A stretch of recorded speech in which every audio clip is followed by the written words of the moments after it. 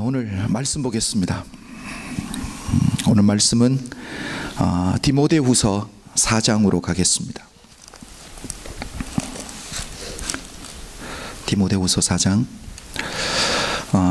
저희가 요즘 계속 인물 강해를 하고 있었는데 히스기야를 끝내고 저희가 아브라함과 이삭과 야곱의 하나님, 이 세 사람 중심으로 설교를 준비하고 있었는데 이번 주에도 제가 우리 장인어른께 설교를 부탁하고 갔었거든요.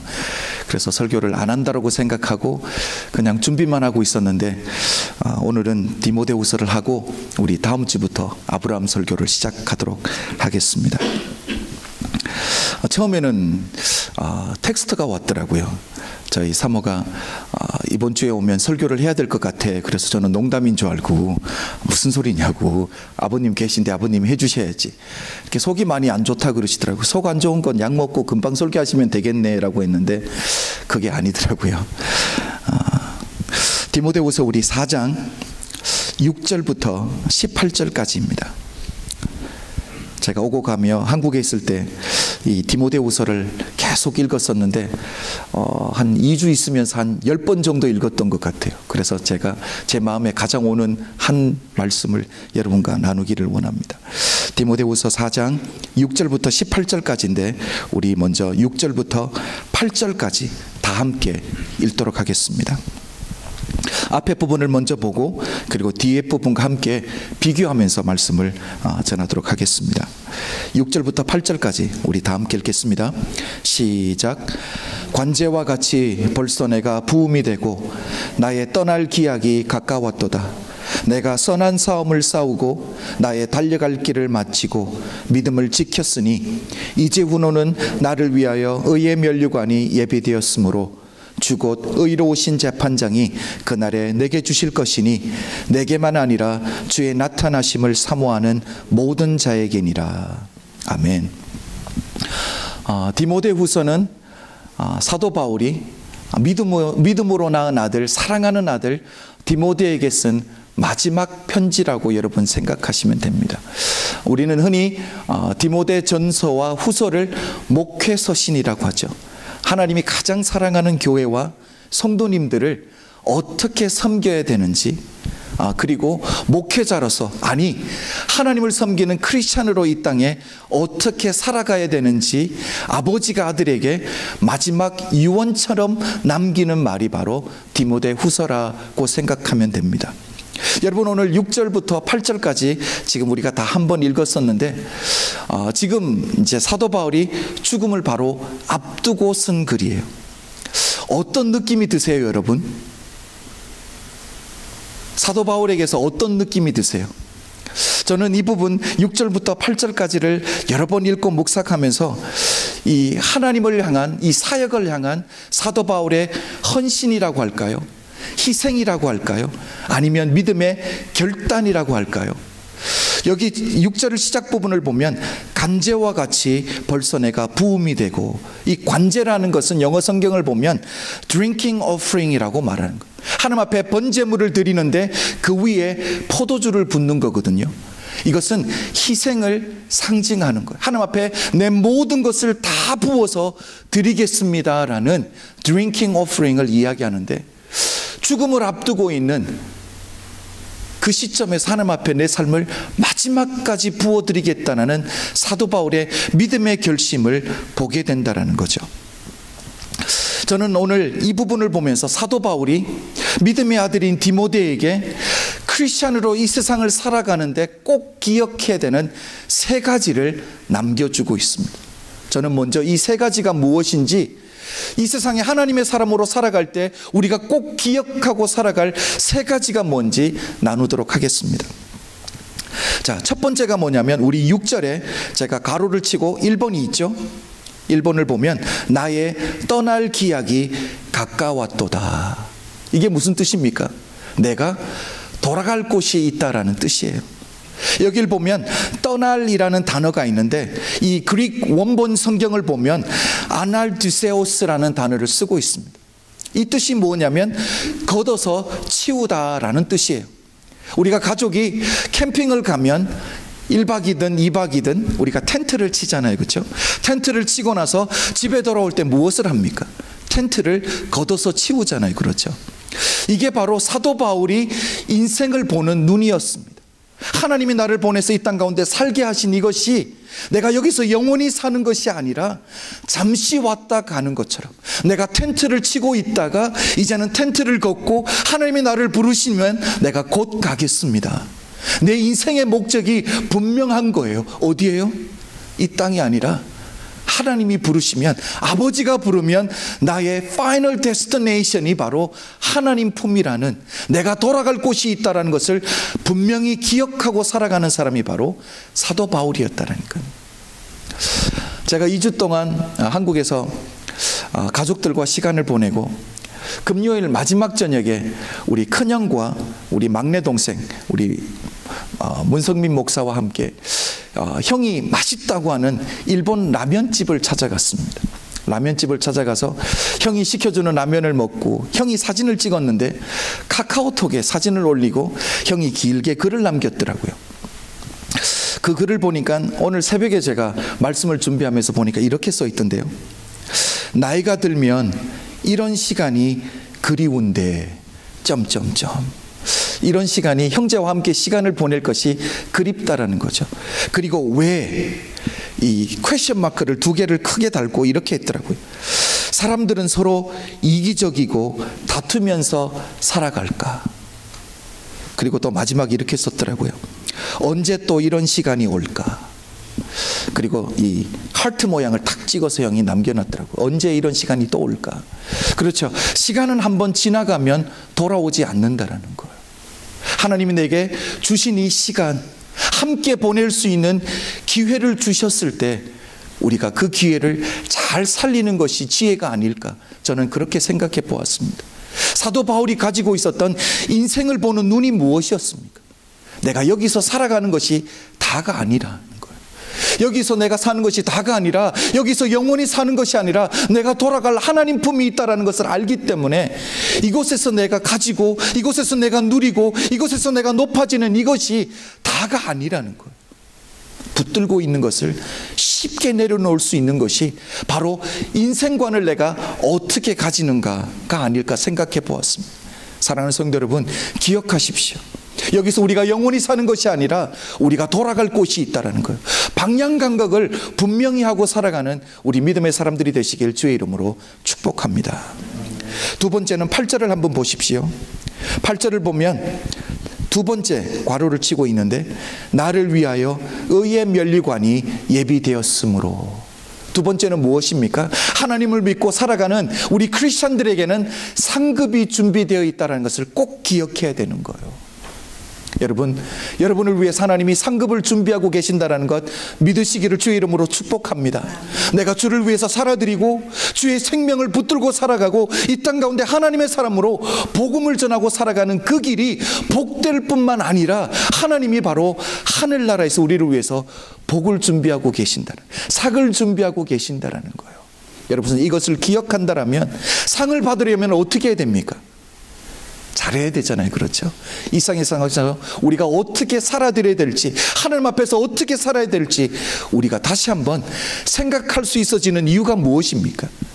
하나님이 나를 기다리고 있고 하나님이 나를 위해서 상을 준비하신다라는 생각을 하면 우리가 잘 살아드릴 수밖에 없잖아요. 그렇죠? 자, 세 번째는 이것입니다. 8절 가다 보면 제가 3번을 가로치고 있는데, 의의 재판장이 그날에 내게 주실 것이니. 뭐예요? 마지막은 무엇입니까? 내가 만날 분이 있다라는 거예요. 누굽니까? 재판장입니다. 우리가 재판장을 만난다라고 하는데 이것이 여러분에게 두려움이세요? 그렇잖아요. 죄가 있는 사람이 재판장 앞에 서면 두려움입니다. 그런데 죄가 없는 사람은 어떻게 해요? 떳떳할 수 있는 거예요. 여러분, 우리가 하나님 앞에 설 때 우리가 죄가 없어서 우리가 의인이어서 떳떳하게 쓸 수 있는 것이 아니라 예수 그리스도의 보혈로 덮여졌기 때문에 우리가 담대하게 재판장 앞에 설 수 있는 줄로 믿습니다. 여러분, 우리가 언젠가는 하나님 앞에 밖에 설 수밖에 없는 그런 존재라면 우리가 이 세상에서 어떻게 살아야 되겠습니까? 하나님 앞에서 하나님의 사람답게, 하나님의 복음을 붙든 사람답게 이 세상에서 주를 의지하고 살아드릴 수 있는 믿음의 사람들이 되시길 주의 이름으로 축복합니다. 여러분, 사도 바울을 보십시오. 세월이 얼마 남지 않았습니다. 마지막 생활을 하는데 생명을 마지막으로 남겨두고 있는데 하나님 앞에서 내가 간제와 같이 마지막까지 내가 주를 위해서 인생을 드리겠다라는 이런 믿음의 삶을 살아드리고 있다라니까. 자, 이런 믿음의 사람이 다음 부분, 오늘 뒤에 부분을 우리 9절부터 18절까지를 보면 사도 바울이 어떤 모습을 보이는지 또 한번 보도록 할까요? 우리 다 한번 읽어보도록 하겠습니다. 우리 4장 9절부터 18절까지를 우리 한 절씩 교독하도록 하겠습니다. 제가 먼저 읽고 여러분 읽겠습니다. 제가 먼저 읽을게요. 너는 어서 속히 내게로 오라. 데마는 이 세상을 사랑하여 나를 버리고 데살로니가로 갔고, 그레스게는 갈라디아로, 디도는 달마디아로 갔고, 누가만 나와 함께 있느니라. 내가 올 때에 마가를 데리고 오라. 저가 나의 일에 유익하니라. 두기고는 에베소로 보내었노라. 내가 올 때에 내가 드로아 가보의 집에 둔 겉옷을 가지고 오고, 또 책은 특별히 가죽 종이에 쓴 것을 가져오라. 구리장색 알렉산더가 내게 해를 많이 보였음에 주께서 그 행한 대로 저에게 갚으시리니 너도 저를 주의하라. 저가 우리 말을 심히 대적하였느니라. 내가 처음 변명할 때에 나와 함께한 자가 하나도 없고 다 나를 버렸으나 저희에게 허물을 돌리지 아니하기를 원하노라. 주께서 내 곁에 서서 나를 강건케 하심은 나로 말미암아 전도의 말씀이 온전히 전파되어 이방인으로 듣게 하려 하심이니 내가 사자의 입에서 건지웠느니라. 주께서 나를 모든 악한 일에서 건져내시고 또 그의 천국에 들어가도록 구원하시리니 그에게 영광이 세세무궁토록 있을지어다. 아멘. 자, 여러분, 첫 번째 우리 6절부터 8절까지 읽었을 때에 이 사도 바울이 신앙 안에서, 이 사역 안에서 하나님을 향한 믿음의 결단들을 보았습니다. 그런데 이 9절부터 18절까지 읽을 때 여러분 느껴지는 부분은 뭐예요? 사도 바울의 이 인간적인 연약한 모습을 볼 수 있는 거예요. 그렇죠? 우리 9절을 다시 한번 보겠습니다. 9절을 보면 이렇게 말합니다. 너는 어서 속히 내게로 오라. 어서 속히 내게로 오라. 여러분, 어떤 마음이 드세요?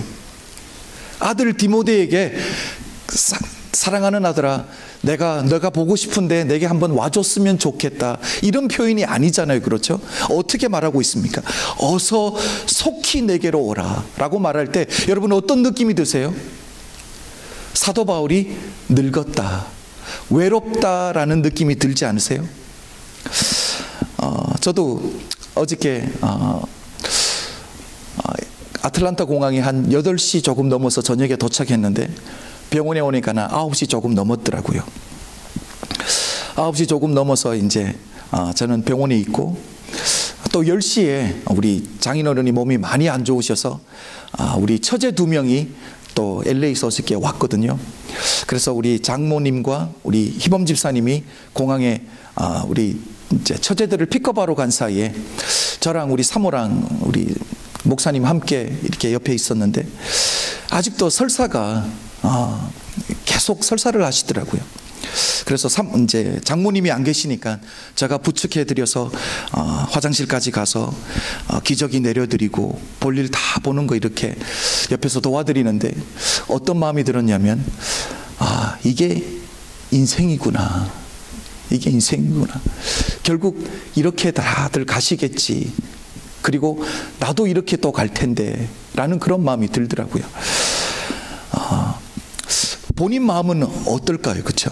본인 마음은 아들도 아니고 사위가 이렇게 기저귀도 내려드리고 대변을 닦아드리려고 하는 이럴 때 마음이 어떨까? 건강하셨잖아요. 그렇죠? 건강하셨는데 딸들에겐 또 어떨까요? 아버지가 아프다는 이야기를 듣고 비행기를 타고 오면서 어떤 마음들이 들었을까요? 우리는 참 연약한 존재예요. 그렇죠? 감성적으로도 연약하지만 육신적으로도 알고 보면 우리 아까 금방 폴이랑 우리 할리랑 이야기하는데, 지난주에 우리 함께 밥 먹었는데 언제 이런 일이 생겼냐고. 그렇잖아요. 결국은 하루 이틀이거든요. 제가 성도들을 섬겨보면 성도님들이 병원 가서 이틀만 계시면 곧 죽을 것 같아요. 이틀만 계시면, 3일도 안 걸립니다. 이틀만 계셔 보십시오. 건강하신 분들도 이틀 병원에 계시면 내일이면 내가 죽겠지라는 마음이 일단 약해지시잖아요. 그렇죠? 사도 바울도 보십시오. 하나님 앞에서 멋지게 사역했습니다. 그리고 아들에게, 사랑하는 디모데에게 편지를 씁니다. 내 인생을 하나님 앞에 마지막까지 다 붓겠다라고 믿음의 결단도 하는데 외로움이 찾아왔어요. 나이도 들고 사역에 지치니까 외로움이 찾아왔습니다. 우리 인생은 이런 것 같아요. 외로움이 찾아옵니다. 아무리 강한 사람도 외로움이 찾아오고 연약할 때가 있거든요. 여러분, 하나님이 우리에게 기회 주셨을 때 부모님 섬겨드리십시오. 후회하지 않게 잘 섬겨드리십시오. 여러분, 부모님들 옆에서 지켜보십시오. 믿음으로 여리고도 무너뜨릴 것 같이 나가던 분들도 세월이 조금만 지나면 약해져요. 내일 일도 두려워하고요, 또 모레도 두려워하고요. 이 인간적인 생각들이 계속 들어갈 수밖에 없는 게 사람이거든요. 부모님 섬겨드리고 사랑해드리십시오. 그리고 남편, 우리 아내 사랑해드리고 섬겨주십시오. 하나님이 기회 주셨을 때 잘 해줘야지, 시간 지나고 기회 지나고 나서 이랬을 걸 하면 후회하지 않는 인생 살아드렸으면 얼마나 좋을까요? 그렇죠? 오늘 사도 바울을 보니까 왜 이렇게 외로워졌을까? 나이 때문일까? 나이도 있겠지만 사도 바울이 외로워하는 이유들이 몇 가지가 있더라니까요. 저는 오늘 그 몇 가지를 여러분들과 함께 나누고, 그리고 또한 이 외로움을 우리가 어떻게 신앙하는 사람으로 이겨가야 될지를 여러분과 함께 나누도록 하겠습니다. 자, 10절을 한번 볼까요? 외로움의 이유 첫 번째가 나와 있습니다. 제가 한번 읽어드리겠습니다. 데마는 이 세상을 사랑하여 나를 버리고. 자, 데마라는 사람이 세상을 사랑하여서 사도 바울을 버렸다라고 표현하고 있습니다. 여러분, 여기서 우리가 생각할 수 있는 게 뭘까요? 외로움이 어디서 찾아올까요? 사랑하는 사람에게 배신당했을 때에, 내가 믿었던 사람에게 배신당했을 때에 외로움이 찾아올 수 있다라는 거예요. 우리 다음 성경 구절을 한번 보겠습니다. 빌레몬서 1장 24절입니다. 제가 한번 읽어드릴게요. 또한 나의 동력자 마가, 아리스다고, 데마, 누가가 문안하느니라. 빌레몬서를 쓸 때만 해도 데마가 누구라고 표현하고 있어요? 나의 동력자라고 말하고 있습니다. 바울과 함께 멋지게 사역했던 바울의 동력자인데 세월이 지나가면서 어떻게 됩니까? 세상을 사랑하는 그 마음을 버리지 못해서 세상을 사랑해서 사도 바울을 버리고 세상으로 갔다라고 말하고 있어요. 동력자가, 함께 신뢰하고 주의 일에 함께 삶을 드렸던 자가 배신할 때 이렇게 외로워질 수 있다라니까요. 여러분 기억하십시오. 외로움이 어디서 옵니까? 관계 안에서 찾아온다라니까요. 여러분, 하나님이 우리에게 맡겨주신 믿음의 사람들, 가족들 잘 섬기고 사랑해 드릴 수 있는 하나님의 사람들이 되시길 주의 이름으로 축복합니다. 자, 두 번째, 우리 11절 시작 부분을 보겠습니다. 11절 시작 부분을 보면 이렇게 말합니다. 누가만 나와 함께 있느니라. 누가만 나와 함께 있느니라. 자, 이게 무슨 뜻일까요? 누가만 나와 함께 있느니라. 혼자라는 생각, 이제 혼자 있다라는 생각이 참 외롭게 만든다라니까. 이 군중 속에서 외로움을 타는 사람들이 참 많아요. 그렇죠? 군중 속에서 사람들이 많은데도 불구하고 그 안에서 외로움을 느끼는 사람이 있다는 거죠. 사도 바울이 바로 주변에 많은 사역자들이 있고 함께 사역하는데도 불구하고 뭐라고 말합니까? 누가만 나와 함께 있다. 외로움을 많이 타는 거예요. 혼자 있다라는 생각. 그렇죠? 우리 주변에 있는 사람들이 혼자 있다라는 생각 들지 않게 여러분 사랑해 주십시오. 섬겨 주십시오. 자, 세 번째를 보겠습니다. 14절입니다.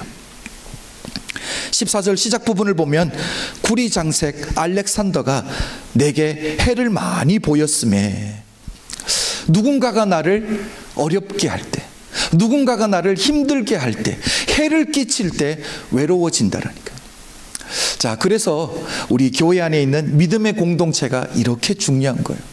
이렇게 힘들고 외롭고 누군가로 인해서 마음의 상처를 받았을 때 서로 섬겨주고 서로 하나 되는 믿음의 공동체가 이 외로움들을 떨쳐내는 줄로 믿습니다. 자, 마지막 보겠습니다. 16절입니다.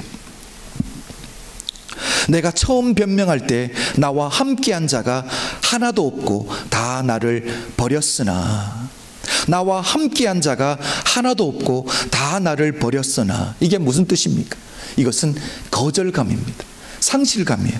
처음에 나와 있는 내가 처음 변명할 때에, 이 말은 여러분 옥중서신이라는 말을 들어보셨죠? 옥중서신은 4가지 책이 있습니다.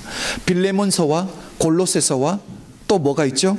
에베소서와 그리고 빌립보서, 이 4권은 사도 바울이 감옥에 갇혔을 때 썼던 책이라고 해서 옥중서신이에요. 처음에 감옥에 가 있었을 때에 이렇게 사도 바울을 옆에서 함께 섬기고 했던 많은 믿음의 동력자들이 자기들도 피해 볼까 봐 사도 바울을 다 버려버렸다라니까요. 사도 바울이 힘들 때 사도 바울을 다 버렸다라는 거예요. 여러분, 이게 사람이잖아요. 그렇죠? 내가 힘이 있고 능력이 있으면 사람들이 주변에 많은데, 내가 힘들고 내가 어려워지면, 내가 도움이 가장 필요할 때 사람들은 나를 떠난다라는 거예요. 우리 주님도 그러셨잖아요. 우리 주님도 마지막 저녁에 어떻게 됩니까? 제자들이 다 도망갑니다. 주님을, 나는 죽는 날이 있어도 주님을 배신하지 않겠다고 했던 베드로까지도 주님을 3번 배신했잖아요. 여러분, 사람들은 이렇게 연약한 존재라니까요. 여러분, 사람들에게 여러분의 믿음을 주는 것이 아니라 하나님을 향해서 여러분의 믿음을 온전히 드릴 수 있는 하나님의 사람들이 되시길 주의 이름으로 축복합니다.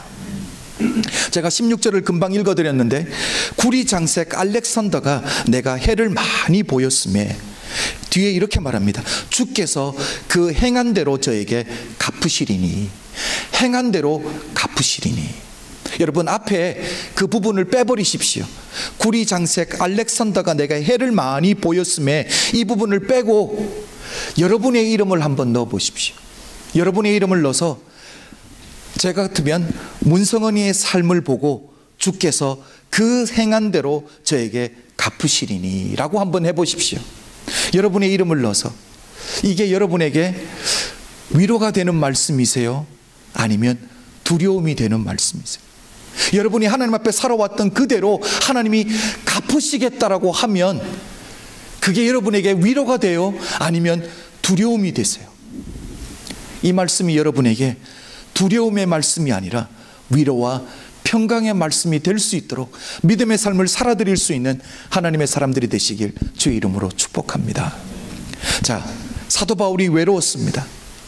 이렇게 외로워졌는데 이유들이 있었습니다. 4가지 이유를 들었죠. 그런데 사도 바울이 믿음의 사람이 이 외로움을 어떻게 이겨나갈 수 있는지 그 방법 4가지를 또한 이야기해 줍니다. 다음 성경 구절을 한번 보겠습니다. 13절이에요. 자, 디모데에게, 사랑하는 아들에게 나를 찾아오라고 말하면서 한 가지를 가져오라고 말합니다. 내가 올 때에 내가 드로와 가보의 집에 둔 겉옷을 가지고 오고, 또 책은 특별히 가죽 종이에 쓴 것을 가져오라. 뭐라고 말하고 있습니까? 마지막에 책을 가지고 오라는 거예요. 이렇게 외로울 때 무엇을 하겠다라는 거예요? 성경책을 읽겠다라는 거예요. 여러분, 외로우세요? 세상 사람들은 이렇게 외로움을 탈 때에 세상의 방법으로 중독에 빠집니다. 제가 이번에 한국에 가서 이렇게 저도 이제 건강 테스트를 오랜만에 한번 해봤습니다. 아버지가 가는 병원에 가서 테스트를 하는데 이 내시경을 하잖아요. 그렇죠? 위 내시경을 할 때 이렇게 하얀 주사를 놓더라고요. 그 주사를 놓았는데 제가 한번 이 카운트를 해봤어요. 1초, 2초, 3초. 몇 초 만에 제가 잠을 드나. 6초까지 살리고 제가 계산이 안 되더라니까. 금방 잠이 들던데요. 그런데 의사가 그러더라고요. 한국에 많은 이 연예인들이 그 주사에 중독됐다고. 그러니까 이 뭐 영화를 만든다든지 아니면 이 드라마를 찍는다든지 계속 스케줄이 너무 바쁘니까 잠시 자는데 깊이 잠을 못 자는 거예요. 그래서 그 주사를 맞고 잠을 잔다라고 그러더라고요. 세상에는 이렇게 세상적인 방법에 중독되는 사람들이 많습니다. 외로워서 운동에 중독되기도 하고요. 외로워서 일에 중독되는 사람들도 있습니다. 아니면 요즘은 새로운 단어도 생겼잖아요. 그렇죠? 샤퍼할릭이라고, 샤핑에도 중독된다고 그러더라고요. 그런데 우리 믿음의 사람들은 이렇게 외로울 때에 사도 바울처럼 하나님의 말씀, 아니면 우리의 감정을 부드럽게 해줄 수 있는 책을 붙들 수 있는 그런 지혜가 우리에게 있기를 주의 이름으로 축복합니다. 두 번째를 보겠습니다. 16절입니다. 16절을 보면 내가 처음 변명할 때에 나와 함께한 자가 하나도 없고 다 나를 버렸으나, 다 나를 버렸으나 라고 이야기할 때까지만 해도 조금 원망하는 마음 같아요. 그렇죠? 그런데 끝까지 한번 읽어보겠습니다. 저희에게 허물을 돌리지 않기를 원하노라. 거절당해서 아픈데 원망하지 않겠다라는 거예요. 내가 누구누구 때문에 이렇게 됐다, 내가 누구누구 때문에 이렇게 아프게 되었다, 내 인생이 이렇게 막혔다, 누구 탓하지 않겠다라는 거예요. 부모 탓하지 않겠다라는 거예요. 환경 탓하지 않겠다라는 거예요. 이게 바로 믿음의 사람인 줄로 믿습니다. 외로울 때에, 내 안에 원망하는 마음이 생길 때에 그것이 아니라 하나님을 붙들고 하나님을 의지하는 하나님의 사람들이 되시길 주의 이름으로 축복합니다. 세 번째, 우리 17절을 볼까요? 주께서 내 곁에 서서라고 말하고 있습니다. 외로울 때는 주님이 내 곁에 서 계신다라는, 그러니까 주님의 임재를 날마다 경험해야 되는 줄로 믿습니다. 여러분, 외로울 때에 세상이 아니라 사람이 아니라 주님의 임재를 경험하면 내 외로움까지 다 하나님의 사랑으로 채워질 줄로 믿습니다. 마지막 네 번째는 이것입니다. 17절 계속 가다 보면 이렇게 말하죠. 나로 말미암아 전도의 말씀이 온전히 전파되어 이방인으로 듣게 하려 하십니다. 무엇입니까? 삶의 목적이 뚜렷한 거예요. 내 외로움이 찾아왔는데, 내 마음이 흔들리는데, 나의 감정이 흔들리는데 뭐예요? 하나님이 내게 주신 목적이 있지, 하나님이 내게 주신 사명이 있지. 그 사명은 바로 믿지 않는 이방 사람들을 향해서 하나님의 복음을 전하는 것이 내 사명이야 라고 마음이 다운될 때 다시 한번 사명을 붙들고 일어나는 것이 사도 바울인 줄로 믿습니다. 여러분, 외로울 때에, 인생을 살아갈 때, 문제 가운데 있을 때에 기억하십시오. 내가 하나님 앞에서 시간을 어떻게 사용해야 될지, 그리고 아무리 아파도 아무리 힘들어도 어느 누구도 내가 원망하지 않겠다, 주의 이름으로 다시 한번 일어서겠다라는 믿음의 결단을 하십시오. 그리고 날마다 주의 임재를 경험하면 외로움에서 살아날 줄로 믿습니다. 그리고 하나님이 내게 주신 사명을 붙드는 하나님의 사람들이 되십시오. 저는 마지막으로 이 말씀을 나누고 싶습니다. 13절 저희가 아까 읽었지만, 내가 올 때에 내가 드로와 가보의 집에 둔 겉옷을 가지고 오고, 겉옷을 어느 누군가의 집에 두고 왔다라는 거예요. 그렇죠? 겉옷을 어느 누군가의 집에 두고 왔다라는 뜻은 뭐예요?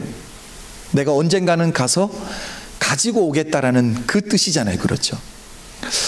우리 인생이 바로 이런 거예요. 그렇죠? 사도 바울 생각은 내가 이 집에 이 옷을 두고 오면 나중에 가서 가지고 와야지 라는 생각을 하고 있는데, 지금 사도 바울이 어디 있는지 아세요?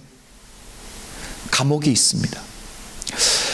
처음 옥중서신을 쓸 때와는 완전히 분위기가 다른 감옥이에요.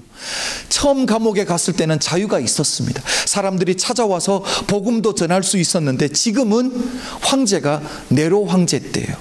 가장 기독교에 대한 박해가 심할 때예요. 지하 동굴에 갇혀서 햇빛도 보지 못하는 그런 어려움 가운데 있는 때거든요. 그렇잖아요. 자기는 인생을 살다가 내가 저 옷을 가지러 저 집에 가야 되겠다라는 계획을 가지고 있었는데, 자기 계획대로 되는 게 인생이 아니더라니까요. 우리 장인어른도 한번 생각해 보십시오. 2주 동안 딸 집에 와서 딸과 행복한 시간 보내고, 사위 한국 가 있는 동안에 2주 설교해주고, 내일 원래대로라면 돌아가시는 게, LA로 돌아가셔야 되는 게 오리지널 플랜인데 인생이 그렇게 되지 않잖아요. 그렇죠? 여러분, 후회하지 않게 살아가십시오. 우리 몸 안에 뭐가 있는지 아무도 몰라요. 그렇죠? 우리 머리 안에 뭐가 들어있는지 아무도 몰라요. 저도 이렇게 건강한 줄 알고 한국에 가서 이렇게 한번 탁 찍어봤더니 쓸개에 돌이 있다 그러던데요. 누가 알겠습니까? 그렇죠? 우리 안에, 우리 몸 안에 뭐가 있는지. 여러분, 건강하실 때, 건강이 내일 보장된다라고 누가 자신합니까? 오늘 하나님 우리에게 생명 주셨을 때, 오늘 하나님이 우리에게 사랑하는 사람들을 붙여주셨을 때 사랑하고 섬겨주십시오. 저도 여러분을 더 많이 섬겨드리고 하나님의 교회를 열심히 섬기겠습니다.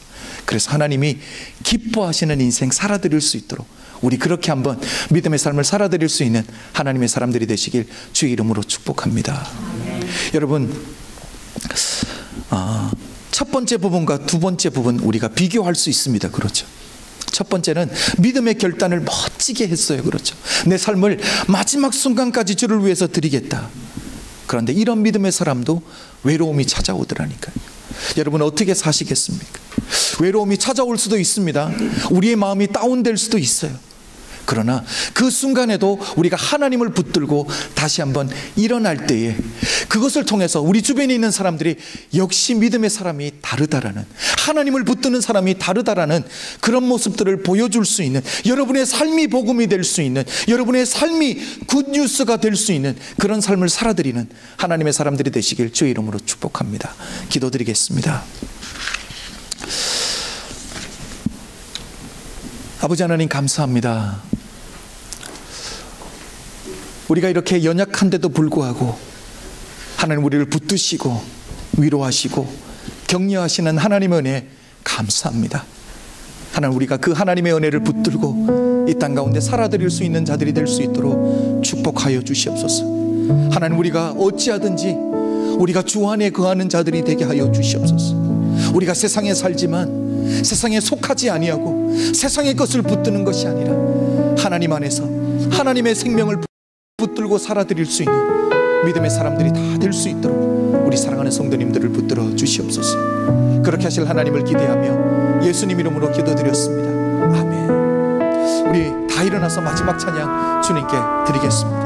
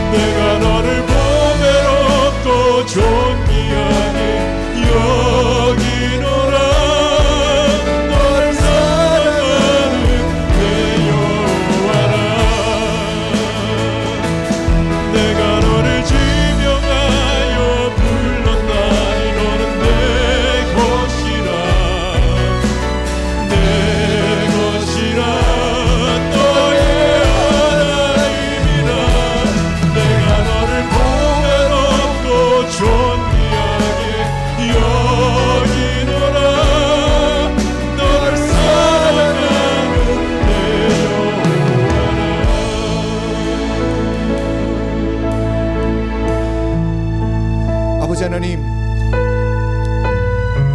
우리는 우리 스스로 볼 때 전혀 보배롭지도 않고 전혀 존귀하지도 않은데 하나님, 우리 의롭다고 칭해 주셔서 감사합니다. 존귀한 자라고 칭해 주셔서 감사합니다. 아버지 하나님, 이제는 우리 존귀한 자답게 살아드릴 수 있게 하여 주시옵소서. 의로운 자가 되게 하여 주시옵소서. 의로운 자가 되어서 이 땅을 살아드리는 자가 될 수 있도록 우리 사랑하는 성도님들 한 분 한 분을 붙들어 주시옵기를 간절히 소망합니다. 아버지 하나님, 그래서 우리가 이 땅 가운데 하나님의 영광을 나타내는 자들이 다 될 수 있도록 주님 축복하여 주시옵소서. 아버지 하나님, 이 시간 다시 한번 하나님 우리에게 맡겨주신 것들을 주님 앞에 돌려드립니다. 하나님, 이것을 통해서 하나님 나라가 이 땅 가운데 세워지게 하여 주시고 하나님의 복음이 전해지는데 사용하여 주시옵소서. 기쁨으로 드리는 자들이 여기 있습니다. 아버지 하나님, 감사함으로 기쁨으로 그 단을 거둘 수 있도록 하늘의 복과 땅의 복으로 눌러 넘치도록 축복하여 주실 주님을 기대합니다. 지금은 우리 주 예수 그리스도의 은혜와 독생자를 아낌없이 허락하신 하나님 아버지의 극진하신 사랑과 성령님의 감화감동 역사하심이 오늘 이곳에 모인 모든 성도님들 머리 위에 지금부터 영원토록 함께 계실지어다. 아멘.